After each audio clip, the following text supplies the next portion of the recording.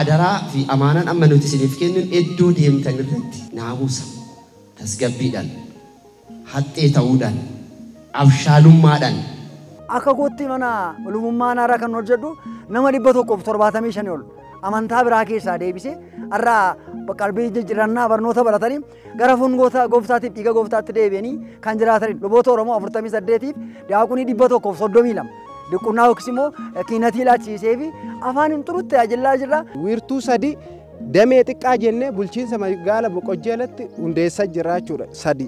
Haga kudhaniin banneeti karoorri nuti qabna. Waan dur hin beekne amma argineerra hubanneerra waan ta'eef waan hubanne kana immoo geessinee uummata keenyaaf didiriirsuu qabna jechuudha.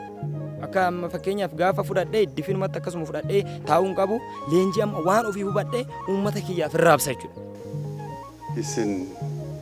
Dhukkuba amma jiruuf qoricha taatanii warra argamtanidha. Rakkoo hiikuudhaaf qoricha taatanii furmaata taatanii warra argamtan waan taataniif kanaaf Waaqayyo irraa akka gatii keessan argattan homaa shakkii hin qabu.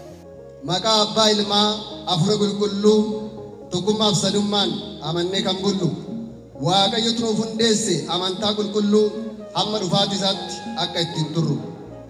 Amantaa sirriidhaa kan ergamootatti akkuma uumamaniin kan laatamteen dhaatii dursee Waaqayyotu ergamootaaf kennee uumatu nu badhaase sobdootan hin dhufne.